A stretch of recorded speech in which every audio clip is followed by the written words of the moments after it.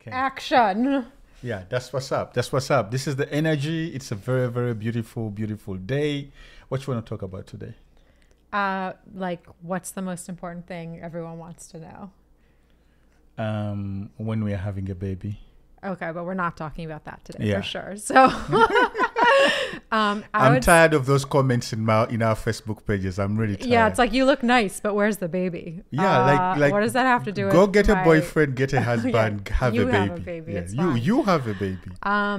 Yeah. But I would say we should dedicate this episode to my mom, who's a very inquisitive mind. Very inquisitive mind. When it comes to our identities, or you being African in the U.S., me being white and American in Uganda, I think like every time we see her, she still is asking what that's like. Yeah. There's a let's just get it all there. out there. Yes, dedicated to Lori.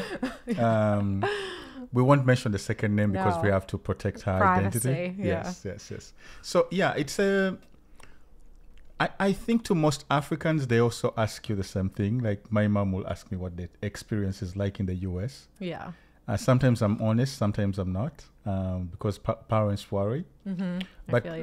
But luckily, we've all of us have arrived at a place where we can honestly discuss things without alarming our parents and giving like basically an honest experience of what you're going through, the things you're enjoying, the things that you can't stand, and the things that are just exciting, definitely. Yeah. So what question does she usually ask? She just says like, what's it like being a white woman in Uganda? Which is like, my struggle with that is because it's like, I answer it because I get kind of defensive, and I'm like, or she's like, do you feel judged or like uncomfortable, or like, and I was like, first of all, everyone's experience is different, everyone's opinion. She's like, what do people think about you? I'm like, I can't speak for, like, my general thing is don't make generalizations, right? So I try to sort of say something like that, which is true. You can't, like, everyone's experience is different. Yes. Everyone you interact with has how they feel, and then you have your own projections of what you think they feel. So there's no template for this is what a white woman is going to feel like when she's in Uganda, but I mean, there certainly are feelings. They're all the feelings. Yeah. No, but I'm saying there are feelings. Like we always talk about, like, there are certain scenarios that like come up a lot repeatedly. Yeah. So then I guess that would be like So there's this thing. Actually, we're going to dive back into this whole story. So. There's what kids usually do when they're calling white people. Yeah. When a white person walks through like an African village. And they yell Mzungu. They all yell Mzungu, Mzungu. Some of them run following them. Border drivers do it as well. It's a thing that I've noticed, and I think I might have done as a child as well. So the very first time I experienced how annoying that was, like, it seems like something that you just do. Sometimes people wave back. Sometimes they're in a bad mood and they are pissed and they don't say anything back. So the very first time I felt that, like, something as simple as that was annoying was when we were in Mexico. Oh, yeah. And the whole entire time... Wait. Let me tell the story. So the whole entire time we were in Mexico, it was like a family vacation. There were, I think, there were only 2 black people in the town, right? Yeah, roughly. I'm exaggerating, roughly, but there was a handful of black people in the town. Which is another game that's fun to play as you travel the world. If you're the only white person among black people, it's different. It's a different experience, but. I was one of the few black people who were in town that time on one of the busiest streets through Mexico. I don't remember what the town was. But everybody kept on offering me weed and calling me Rasta. And they expected me to have like a reply which had like a Jamaican accent. So I got Bob Marley. People were yelling Bob Marley. Yeah, man, wagwan. And everybody was offering me weed. And for the first few people, it was kind of playful, and I turned the weed down, and it was kind of weird. But after like 5 people, it got annoying. Yeah. Like, I don't want to be your, how do I put it? I'm not your creature in a zoo or your plaything. Like, I'm not here for your amusement. Just like leave me the fuck alone. That's what I felt like. Yes, so I can relate. It goes back to when I see like kids around, like a white person, and all of them are screaming Muzungu, and then 10 minutes away. I will say though, coming from kids, yeah, I really don't have as big of a problem. It's the adults that drive me nuts because I think the intention is different. Yeah. And yeah. You mean like for men and women as well? Do women do it, or it's the men who are like catcalling? It's almost always men. Yeah, border like, guys. Usually, yeah. And border guys, by border guys, these are the bike guys in Kampala, yeah, like the Uganda. motorcycles that drive you around. Yeah. They're fun guys, by the way. They hold some of the most interesting conversations. You can't live without them. Again, generalizing. We don't know. Some of them are great. Some of them suck, as in all categories of humans. So yeah, I don't know. Where do we? I mean, there's so many layers to this because, like, I have my experience. Okay, there's this. So maybe we should start at the beginning. Yeah, and there's the single experience, which I think we should start with as individuals, because then there gets the whole other. Okay, let me first stop you right there. Because it is very, very important for our listeners, our very first time listeners, to have a context of where this conversation and first of all, I know most of the people want to know, how do you end up in Uganda? How do you end up in Gulu? Like all of these things, I'm so sure some of our listeners are landing here for the very, very first time. Okay, I'll give So how do you end up in Africa before we get to Uganda? Okay, well, first of all, the first time I went to the continent, I was like 9 years old. My aunt is from South Africa, so we took a family trip to SA, and that was burned forever in my mind. And I'm not just gonna say my mind. A good thing. Yeah, like the experience was like I was hooked. You need to be careful with the terms you use here, because when you say burning, in my mind, I'm thinking Kunta Kinte being branded with the iron. Okay, well, that's not. Let's in use the a mind, better term. Yeah.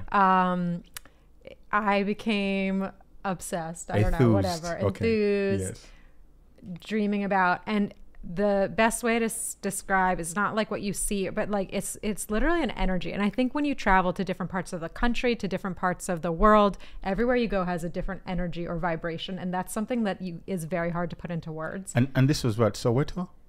Did you say Soweto, South Africa? Well, it was townships, but it was outside of Joburg. But we were oh my gosh, Cape Town. We were in Cape Town, different areas near Cape Town, townships. But yeah, and also like now SA is so different than. And by the time you went, white people were allowed in the townships because apartheid happened over there. Yes, and vice versa, I guess. But I've been. So which year was this? Did you go in the 60s? Yes, when I was 9 in the 60s. Exactly. I was like, I'm not telling you what year. It was a while back when I was 9. I was like 4th grade or something. But let's just say after apartheid, this is like and I went to the apartheid museum. It was like a very interesting experience. Yeah. I related as a Jew who has a history of the Holocaust and people being put in ghettos and transported. So just like I could make connections with that, and just I wasn't like what do you call it, poverty porn or. Yeah, it wasn't the trauma that it was the me. Okay, this is the authentic South African experience. It was just, again, I'm saying this energy. You can't describe an energy. You feel it. It's just like the mood of a place. Every city, every area has its own energy. So and now that I've traveled more around the continent, different countries, of course, as I'm saying, because it's a huge continent, have different energies. Yeah. But I really wanted to get back to Africa, and for me, that wasn't going to come for a while, but I was able in university to study the only African language offered, Swahili. Yeah. So I studied Swahili, which took me to East Africa, and I was able to do a semester abroad. Yeah, I'm trying to push it closer to the mic. I was able to do a semester abroad in Dar es Salaam. Yes. We need that voice deep and deeper. Yes, that was the deeper voice instruction. Yeah. Okay. So and I was studying peace and justice studies, which is like grassroots community building or post-conflict peace building projects, that kind of thing. So that took me to Uganda, northern Uganda specifically. So first time you come to the continent, you were 9. In SA. In South Africa. Then Second time you come back, it's in... Then I think I came... Tanzania. Tanzania. Then I came back again to Uganda. Yeah. And that's when I fell in love with Uganda. And I was up north. And then I did a semester abroad in Dar es Salaam. And then after I graduated university, I moved to Uganda. Yeah, for the people who don't know, by the time you arrived, because I know the story, by the time she arrived in Uganda, this is like after the Konyi War. Yeah. There was a warlord who was up north abducting kids. There was a lot of women forced into marriage. Basically, there was a war, a 17-year war. So at the end of that war, that's when Miriam arrives to Gulu. Yes. And what was your purpose for arriving there? Yeah, I was working. You were not CIA, were you? I can't talk about that. Okay. But on the record, I was working in the education sector, doing peace building. So that was like curriculum development, helping teachers build a curriculum that would work with their students around conflict resolution skills. And thinking about their identity, how they connected to their community, how to be a good community member, an upstander, a global citizen, like all of those ideas, which are still important to me as we do within Nsimbi through our music. But at the time, I was a nonprofit worker, which is a category of Muzungus. Yeah, it's a category. Yes. Yeah. Now we're getting to the juice of the conversation. And I have such complicated feelings about my past. I have such complicated feelings about my present as well. But I think, let's start with the past. So the experience, this is really beautiful. So the experience of a white woman in Uganda, coming to do nonprofit work and make Uganda better. Yes. Or the whatever. White savior complex, and then not knowing you're I'm not saying you have that. I thought as a 21, 22-year-old, I had knowledge and skills to come in and help a community improve. Okay. I do think we did some good work, but like that idea is actually ridiculous. Like what? Like a 21-year-old is going to take I'm training more than 50 and 60-year-old teachers on who have been teaching for the rest of their... I'm consulting with like the minister of education. It's like funny. Why it's am funny I even allowed in the UG. office? Yes. But I didn't understand at the time. I didn't get it. I think our project did some valid work because anyone getting conflict resolution skills or learning how to be a better community member, like those are great skills. But it was not a sustainable project, and I witnessed a lot of the corruption. I was a tool of the corruption. I got tooled, full on tooled, used. Yes. And as in you were used. As in the corrupt people used you to raise money. I was used to get it. money. Yeah, and you know what? All the power to them. Why I might as well have been. Well, TIA, welcome to Africa. Not to say that Africa is the only place where you find corruption. There's a lot of corruption in the US as well. The more and more we've seen, we are all well aware. Basically, the purpose of this podcast is to start conversations and also take a deep dive into a community, look at it from different angles, or the world, or different communities, and look at it from very different angles. So for most people, all Bazungu are the same. Now I'm giving you the African's perspective on the white community in Uganda. All white people are the same. That's one. There's the idea that they dress weird. Yeah, like they're not stylish people. And I'm also embarrassed. Like, I mean, man, when I look at some of these photos, it's really heartbreaking. Yeah. The most interesting story you told me, I'm still breaking down the categories, but the most interesting story you told me was people actually dress sloppy sometimes because the girls are told that it will make them unattractive to the boys. No, you keep saying that. If they're like doing missionary work, right? I didn't tell you that. Okay, let's clarify. I told you that when you read whatever tourism book or preparing you to go abroad, they say Uganda is a modest culture. Even Tanzania, it's modest. It's a patriarchal society. Women should be modest and cover their chests, their shoulders, their elbows, their knees, like a traditional baka. Yeah. So you're going and you're trying to respect that. Mm-hmm. But at the same time, you don't know. So we call them flip-flops, and in Uganda they're called slippers. Yeah. So we don't. They don't include that those are house shoes for the shower. Like don't wear them outside. In Uganda, Ugandans are asking, why are they wearing bathroom shoes on the street? Yeah. So I had just the worst clothes ever. Yeah. But even at that time, dressing like that. But this is in Gulu. Did you dress like that in Kampala? When I came in for like consultancy, yeah. Okay. I still looked crazy. Yes. I admit it. Damn. But there was like categories. So it was very important to me. Like I distinguished myself from the missionaries because to me, I was like, okay, missionaries, that really like, I am completely against that. I don't like imposing religion on anyone. I don't like imposing like philosophy. My morals. God is better than your God. That I'm completely against that. So for me, it was like, okay, don't let me be mixed up with a missionary. Yes. Again, from an outside, when I think of you looking at me, you couldn't tell the difference. That you're not a missionary and the others are. Yeah, I don't know. Yeah, I could tell. Yeah. As a white person, you can tell like the other white people categories kind of, and then there's like people who would be a marker for like a missionary from like I'm not even like I feel like there's no way to do this without being really without being rude to anybody, but these are interesting conversations. But go on. There's sort of nuances in the clothing. It's slightly more conservative, like I wasn't wearing like a button up. There's certain differences in the clothing and the manners, and you wouldn't find me in the street. So the missionaries just more like Mormons? What demon, like whatever. You literally saw that in the street. So you wouldn't catch me what do you call that when you're getting rid of a? It's the craziness that I can never entertain. I think. So talking about again, the all white people being the same to people to most Ugandans.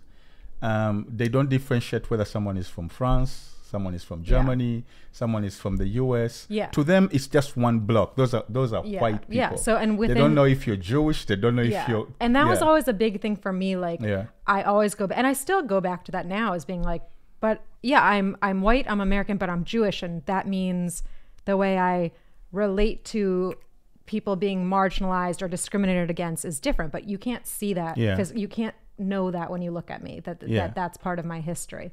And you relate because Jewish people have been persecuted much like most black people are being okay. And also like when I came to Uganda and was working in education, we were also looking at case studies of genocide and civil war, and again that relates to my Jewish history. So those feel like real things to connect on rather than it was me like justifying, well, I'm doing this and it's based on my identity, not acknowledging also, but I'm also this white woman from America with like an American superiority complex who thinks I have a college degree and I'm a genius. I'm smarter than everyone. When did you think you were weaned off of that mentality? Okay. Well, I also can I first add? Are you just? I know the answer to this. Were you healed from that mentality? Was I healed? Yes. It's some kind of a disease. My country is better than yours. Oh well, yeah. America totally is number one in the world. I'm totally healed from that. But like white privilege exists. That's a whole other thing. Like talking about how the privilege exists here, how it exists in Uganda. But what was I going to say? Also, when I first got to Uganda, like I had a couple expats. So the nonprofit people, the Muzungu, the white community is called the expat community. Yeah. And I like didn't really want to connect with those people. So the Africans in America are immigrants, but all white people in Uganda are expats. Yes. You get it. Yes. Yeah. Totally. Yeah. I mean, that relates to another conversation. That's another conversation. But so also when I came, I didn't want to even hang out with white people. I thought I was better if I had only Ugandan friends. I did eventually have a couple I think friends from different countries. I think by the time we met, you had a very decent circle of like. You think that was decent? That was like Josh.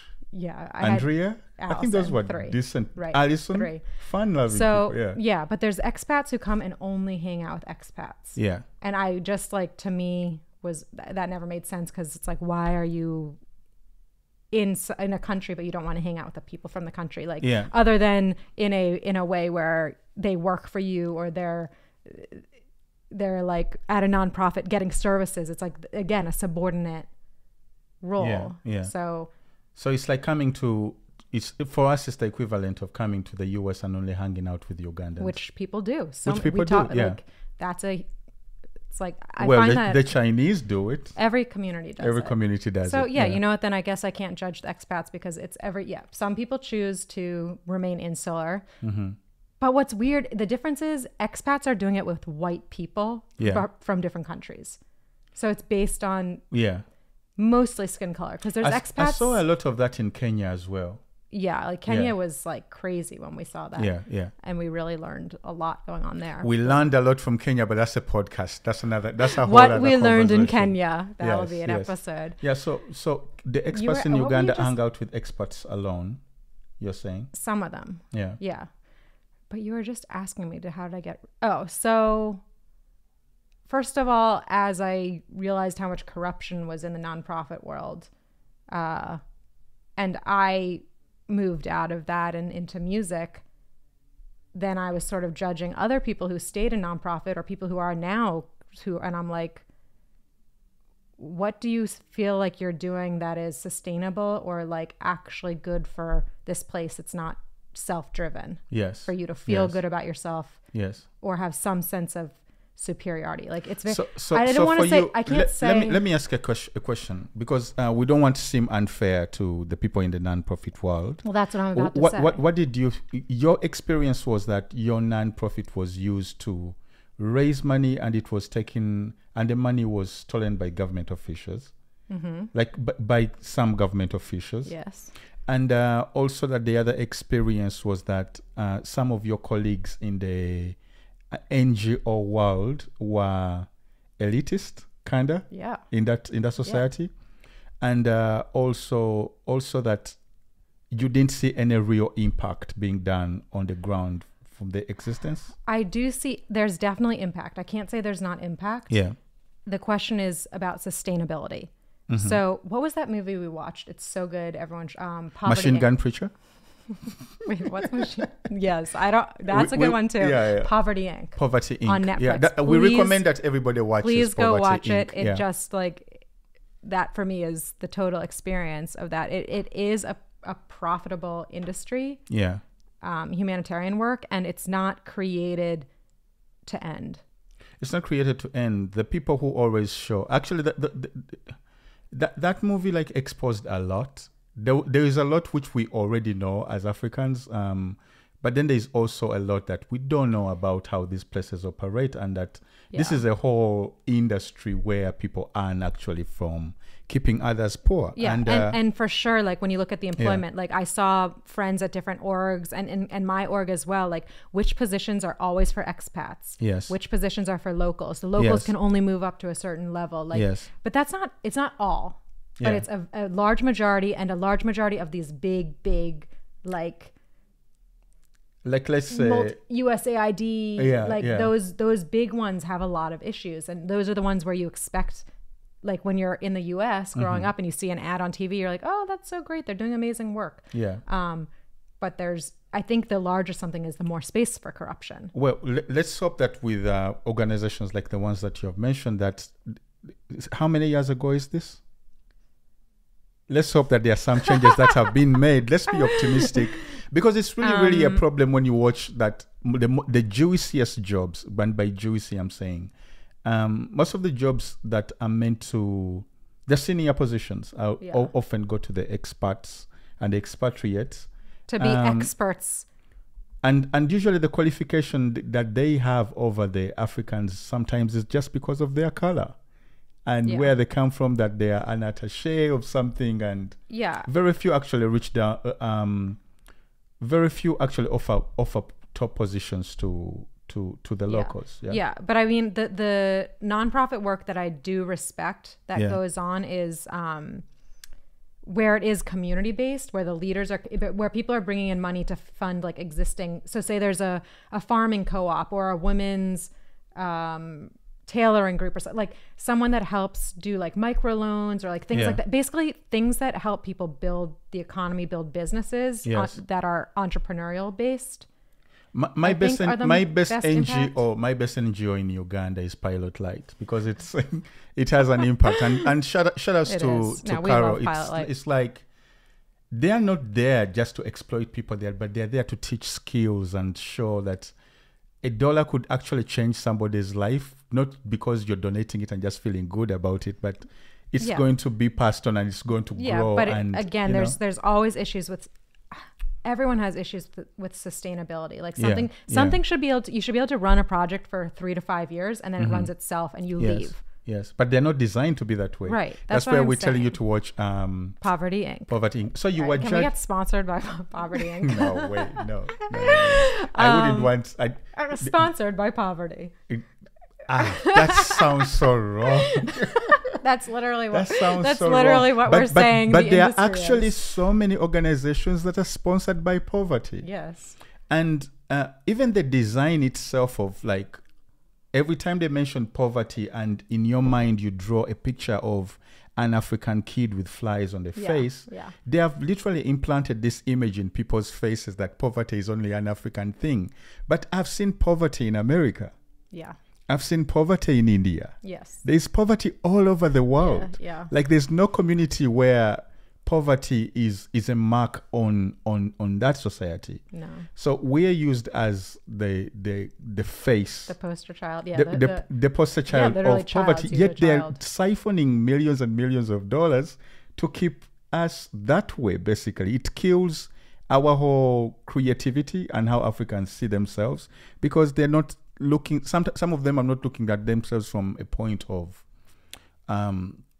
we are this society that's built to thrive, but we are this society that's built to beg.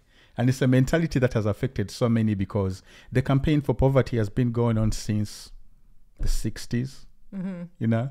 So it's like years and years and years and years of implanting an image of, oh, this society cannot support itself. So... Oh, sorry, I thought... No, we're good. We're good. Yeah, well, that's... So instead of like even creating solutions, lasting solutions, they are designed to only create solutions to keep the machine of poverty perpetual. Yeah. Higher loans, stealing from your own community. Yeah. There's a lot to unpack here. Yeah, but we are talking about the experience of this white girl coming from the US, landing in Gulu, and now you're differentiating yourself from the NGO world because it doesn't really look good. And how old are you at this time? Mid-20s. And and I was dating Ugandan men. Plenty. I don't want to. Let's change the topic. Let me ask you now a very serious question. This is how I divert the conversation. What did you have in your podcast? If you had a podcast, in your iPod podcast, what did you have in your iPod during that time? And was it an iPod or did you have a record player, like vinyl? What was that movie we watched about the Masai Mara? This woman called Karen. Yeah. What was that movie called? Oh God, Out of Africa. Out of Africa. Oh my God. So were you like, is this like Out of Africa? Was I a Karen?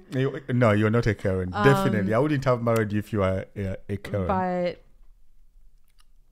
Yeah, what did you have? Was it Britney Spears? Who were you listening to while you were there to keep you company and keep you close to home? Who was I listening to? I mean, a lot of the same ones I'm always listening to. Alicia, India Ree, Joni Mitchell. Yeah. Were you allowed to listen to satanic music? This satanic music? I probably was allowed, but I don't have any satanic artists on my playlist currently. Oh, you don't think all of these worldly artists are satanic? I'm cracking a joke Depends on your because in most missionaries this would be demonic music. Yes. Like Alicia Keys and Britney Spears. Yeah, pop culture. Yeah. But what was I thinking? So Johnny Mitchell, Alicia Keys. Yeah, but we're not. You're getting off the point here. We're trying to talk about the experience of being a white That's American. part of the experience. I can't live anywhere without music. Well, then let me say the most music I listened to was at BJ's bar which was the hot spot in Gulu that we went this to is like this is 5 not a nights. joke. This is not a joke. The name of the place is BJ's. Yes. Yeah. I'll But leave it there. was the hot spot, and we went I'll there leave like it there. 5 nights a week, and that was like the whole mishmash of every kind of music. And like, who was your favorite Ugandan artist of that time? probably Radio and Weasel. Oh, okay. Yeah, those are friends of mine. Yeah. Rest in peace, Radio. Yeah. Yeah. So yeah, and it was just what was popular in Uganda, so that totally expanded the music I was interested in, because Yeah. you had Ugandan artists, African artists, a lot more reggae, Yeah. Yeah. and then American top 40 mixed in. Yeah. So we've. Oh, this is also very of course interesting. Congolese music too. This is very, very interesting. I love Congolese music too. Yeah. You can't resist Congolese music. But we have stumbled onto another very interesting topic. Inadvertently, you've set off something. You've set off another chain of events. So, one part of the stigma of when we had just started dating, I just had like this stigma of. So, you know how proud I am of being African, right? Yes. And being self-sustaining was really important to me, and being this strong African brother. Mm-hmm. But here I was in love with a white girl, right? And there's this stereotype that we have in Kampala that, white girls white, and Rastas. fat, white, this is mean. This is going to sound mean, but forgive me. But it's the truth of how it's there's a joke perceived. we used to have in college of like Rastas and fat white girls being the sugar mama. basically. And we found that most of the women in the expat community, or the ones who was free-spirited, often dated the Rastas. Yeah, it would So make I wonder what it would the make allure sense. was there. Oh, Well, yeah. it's, I mean, and then there's like all kinds. There's real Rastas. There's fake Rastas. There's real Rastas, there's fake Rastas. There are peace-loving Rastas, then there are like chaotic Rastas. But I was saying that when we first began dating, I was like, and this happened right at the point when I was transitioning from cornrows to dreadlocks, right? Yeah. And when we began dating, I was like, When I met him, his hair was just in an afro. I was like, oh my God, now I'm going to be one of those people who's looked at as a Rasta and picked dating up a white girl. chick. Like, yeah. yeah, but it is what it is. And yeah. I want to talk about our relationship in a whole nother thing. So okay. But it's an experience. This white girl again experience in Africa. Yeah. Yeah. Yeah. So then when I left nonprofit, I moved to Kampala, and I was working at Fenton Entertainment, which is an entertainment company, a record label, and I was allowed to, I was managing the studios, and when they were free, I was allowed to record music. So this was like an identity crisis, switch from missionary nonprofit work, worker to NGO girl gone rogue, right? Yeah, become Kampala party girl. Yeah. Like I was partying, I was wearing my mini dresses and heels, like every other, like a regular Kampala girl, but not like a regular expat. Yeah. And having a blast. And I mean, that was a whole time where I really like let go of societal norms for anything I thought I was. This is when you hit puberty or menopause. Yeah, it was all at once. It was crazy. It was Okay. crazy. Those hormones. Yeah. So yeah, I mean, and at that point too, I knew I wanted to stay in Kampala long term, and I was really hooked. I'd been there for several years. Yeah. My parents were not sleeping for years, really upset about this, but that was the decision I made. mean, you are their teenage daughter in like a strange city. Yeah.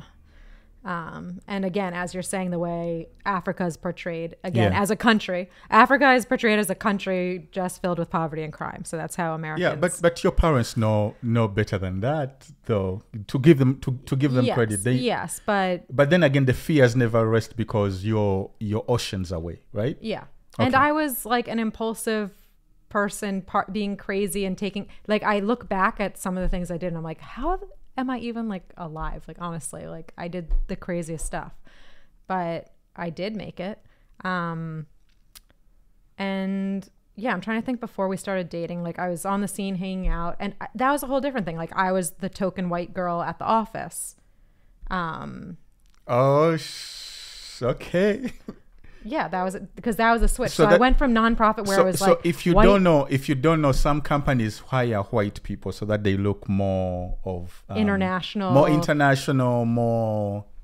It's a thing usually done in Nigeria, but also Ugandans do it. That when you have a white person on your team, you're going to even win bigger contracts. It's a thing again of Africans not trusting Africans to give them bigger projects, but when you have a white person on your team, you're going to win more contracts. So it's a thing people do. Yeah, and what's funny is I thought I was like the first white person to work here, and then as I learned over the years, I've learned of other, like there was almost like always a white person working there.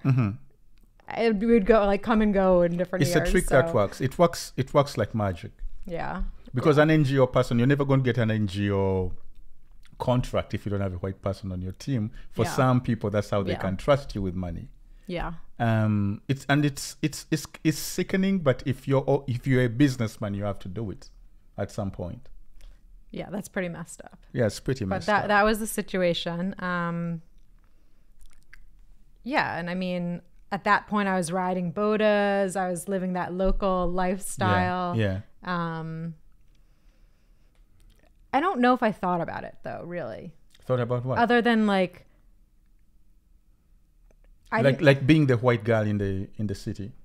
Yeah. Yeah, because it all fades away the moment you begin cutting the lines away between the expat community that doesn't mix with the locals to the person who is over there living that life every day. Because if people see you every day, not going to...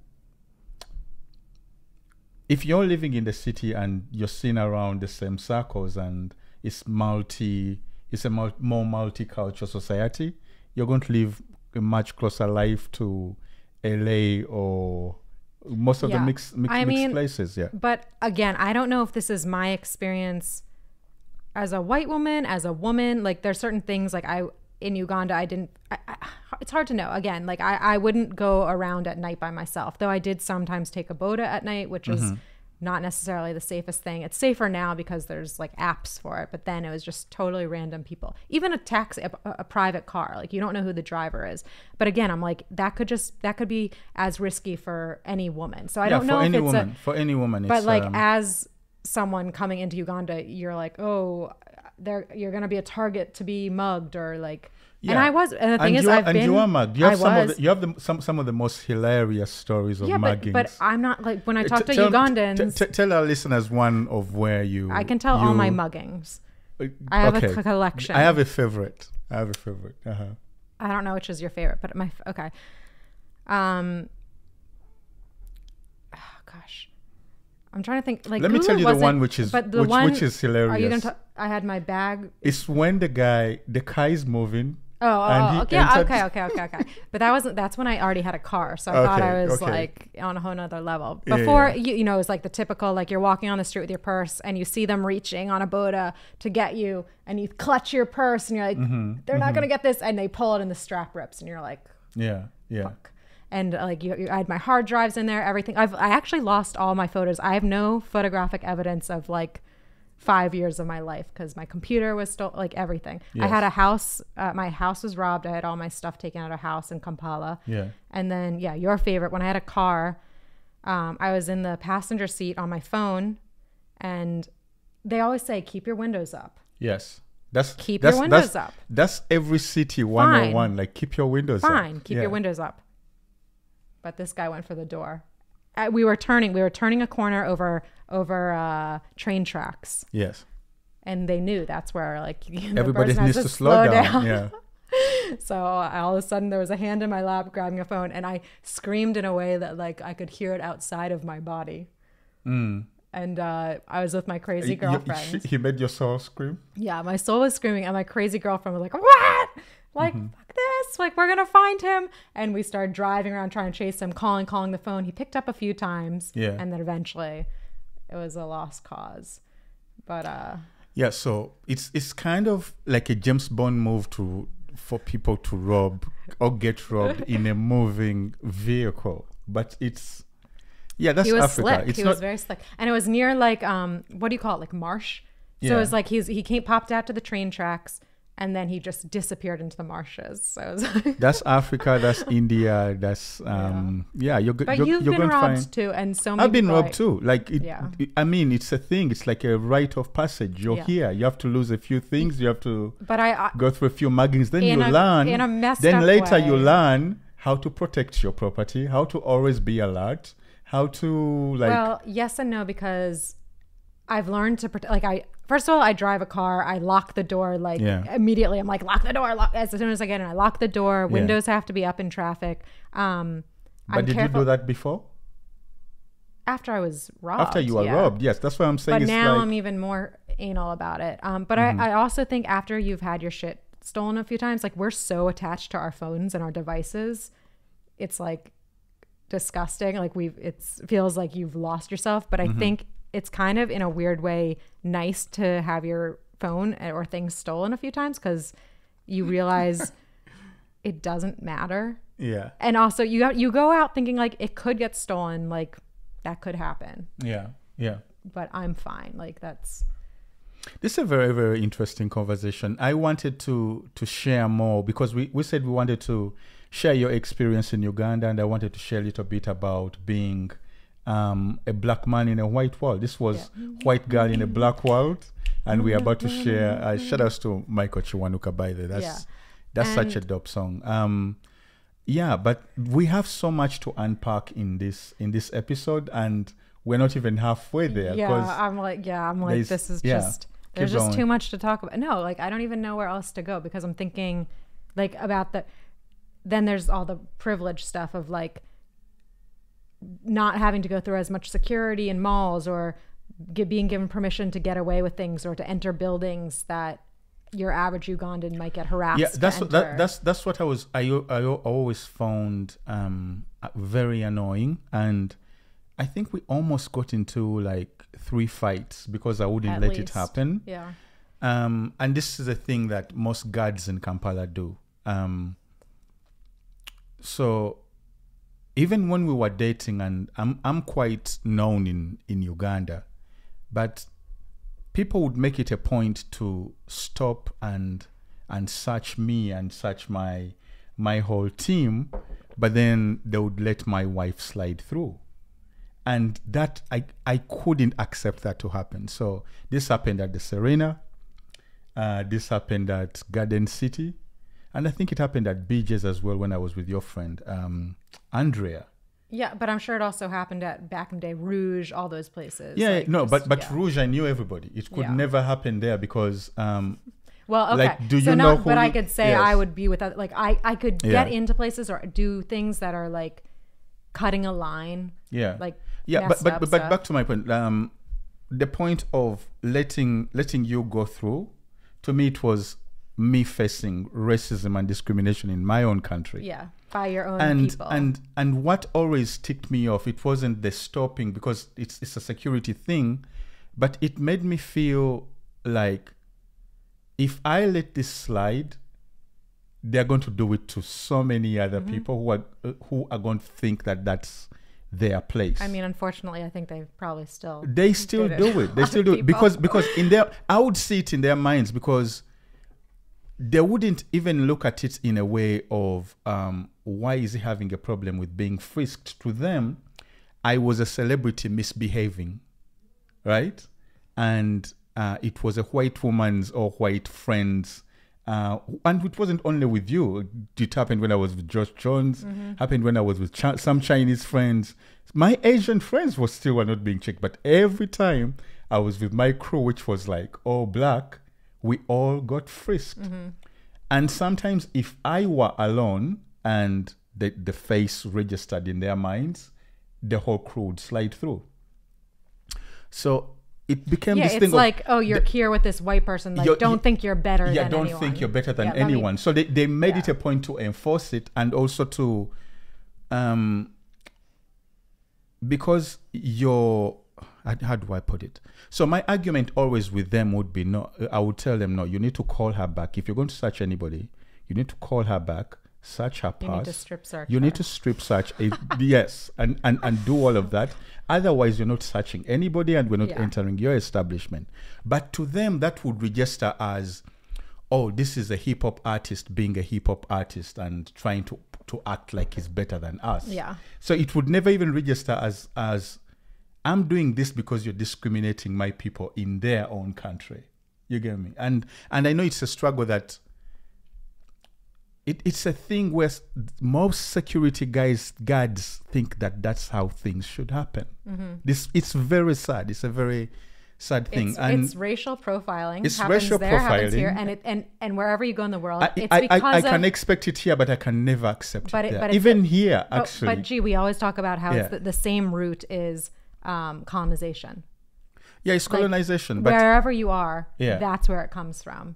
It comes from colonization. It comes from deciding who's most likely to be a thief in this place. Yeah, who's on the top of the totem pole, who's lower, who's a criminal, based on what, like, and all of this behavior is taught. All of this behavior is taught.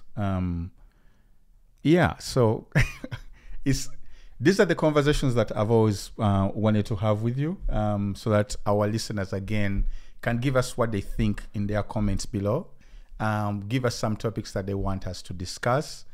Share some of your experiences. More questions into the details. We are here to grow. We're not here to embarrass anybody. We are here to learn from the experiences and know what is wrong or shine a light on some of the things that we might have taken for granted, or some of the things that need to be corrected. And I think from experiences and conversations, we can build a better society. Yeah, raising awareness.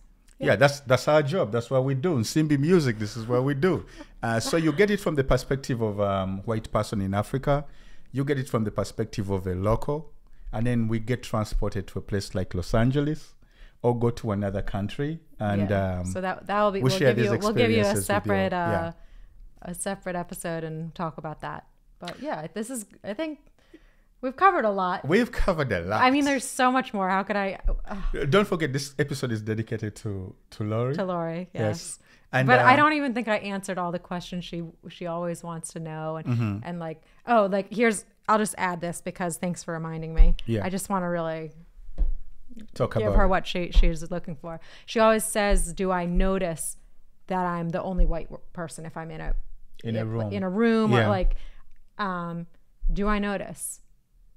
And I say, it's sort of like fades noticing. Yeah. It depends. I notice immediately if there's a weird energy from someone or from any people that people are uncomfortable. Like in certain settings, people are surprised to see me. Yeah. In certain settings, people really don't want me there. So in those settings. Yeah. But if I'm just at a restaurant, some people are resentful. Some people yeah, some people are like, what are you even, how the hell did you get here? Why are you at our event, at our house, at our, they're just confused and kind of think it's funny. And to some people, they just use you as a prop still. Yes, and there's other times you can tell, I've been used as a prop. Like I've been in such weird situations. So you can tell when that I remember when you were booked to perform at Kwanjula, I'm like, what world would she be doing? What would she be doing in Masaka? Why wouldn't people want to book me for their Kwanjula? Yeah. But yeah, I was booked.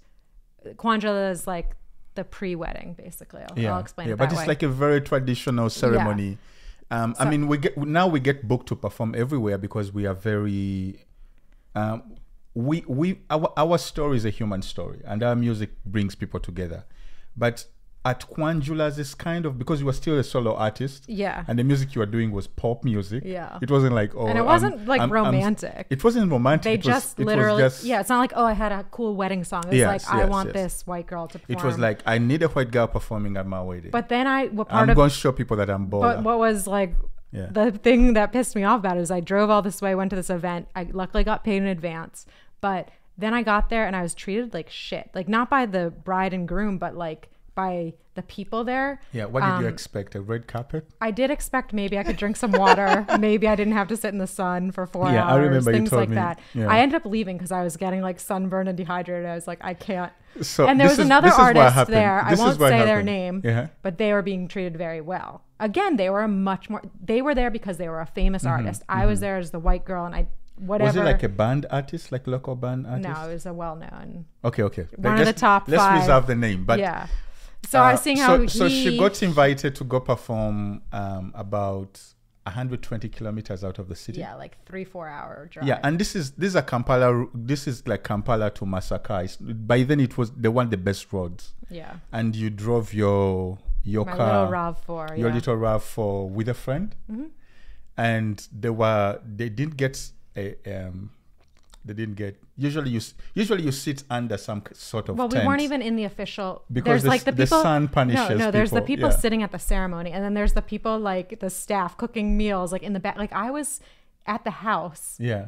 Not even at the main event, and I couldn't. I kept asking for water, and we were like, Yeah. "Is there someone who can like anyone?" Because you're in the village, you're nowhere.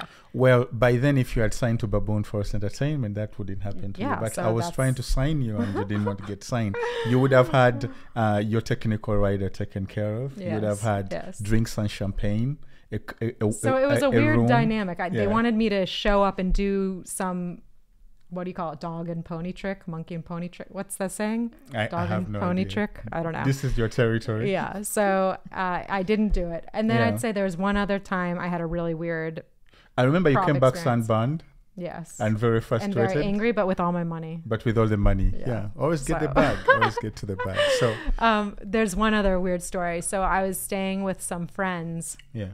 It's very common in Uganda to have house help. Like almost everyone has house help. Yes. Like in the States, that's a really big privilege. People can't afford it. Yeah. In Uganda, it's. And if you're Trump, you can have them and not pay them. Yeah. So there's all different ways you can have your help. But anyways, I was staying with some friends, and they had a boy there who helped around the house, and he also went to the local school. Mm-hmm. And he one day asked if I would he wanted me to come see his school. I thought it was weird, but he asked me like several times, and eventually I was like, okay, I'll come see it. Then when I got there, it was just a mortifying experience. He took me to his principal's office and said that I was his sponsor. Mm-hmm. And could he take his sponsor around to his classrooms, because I wanted to see he wanted so then he took me class to class and introduced to the teachers and in front of the students and was like, this is my sponsor, this American oh my God, it was so embarrassing. Well, it happens a lot. It happens a lot. And I'm so sure they're equally it sounded wrong in my mind, so I'm not going to say it. I'm not going to say it.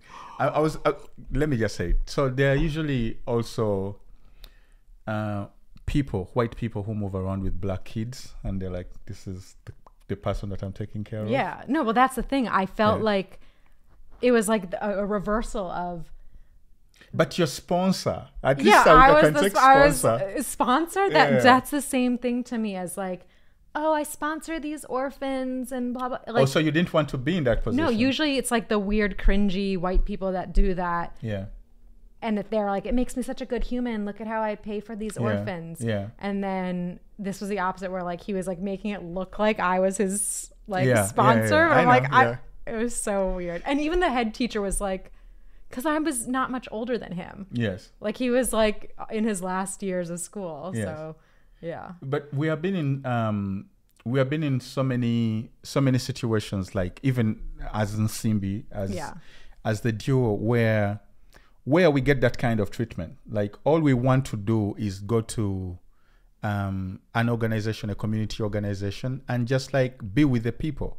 But then when we get there is this tent, and there's a performance. I always feel weird when people perform for me, especially if I've come to do community work. I don't want to be under a tent. I don't want to listen to songs that are depressing. I'm there to uplift people. I don't want the whole thing of like treating us like we fell from heaven. This is like. But that's what I would say. I would say being a celebrity in Uganda is similar to being an expat in Uganda. It's like you're a special guest. And you get treated. There's being a special guest because, being a special guest, they give you the special seat. Other people have to leave the seat. Yeah, but I think being a celebrity, all of that makes sense. All of that. But it doesn't as an expat. All of that just makes me feel weird. Yeah. You get me? That's why sometimes it's just better to even it's not better to just send the money because you want to get involved and make sure that they're doing a good job with the money. You also want to interact with people, probably from your experiences and from what you know you can help when you're on the ground. Yeah. And talk to these kids who have like 1,000 questions. It always gets weird when they begin performing for you, and they're made to sing all of these sad songs. Like if I were as a child, I hated singing for people, like whether it was church choir. So it's very laborious to first of all learn the songs, and then every time you see a visitor, you're like, they're gonna make us sing the songs again. You're gonna be Did you have a lot of experiences where you had visitors? Like school visitors. Like every time there was a school visitor, somebody's donating a tractor, somebody's donating books, somebody's donating. They would call you out of a basketball game because you're part of the school choir to go sing. This was for anyone, regardless of race or whatever. Yeah, this was for anybody, this could be regardless like of race. This could be like a government person donating something or whatever. But what that represents is that it creates a strange power dynamic, because most white people get treated like that because it's attached to resources. Yeah. And most people, even black or whatever minister or whoever, it was always attached to resources. Yeah. So it's how white people are treated sometimes in Africa. It isn't because they believe that white color is more special than the black color, but it's because they believe that this person has some resources that could help me out of my situation.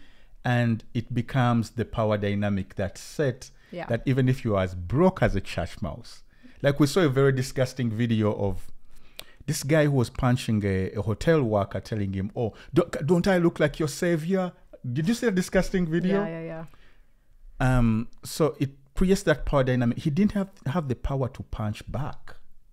Like he felt like, if I were to do anything to this, I'll get arrested. I would get arrested. Yeah. It's going to be terrible. Did the white guy get arrested? He got arrested because we kept on tweeting that they needed to put that idiot in jail. Social media went crazy and was like, he had to be in jail. Yeah. And banned from Uganda. Yeah. He should never return to Uganda. Like such people, we should keep away from our community, like completely. But luckily enough, the community is waking up to the realities. You get me? And even the missionaries now are looked at with that eye of, you're saving who?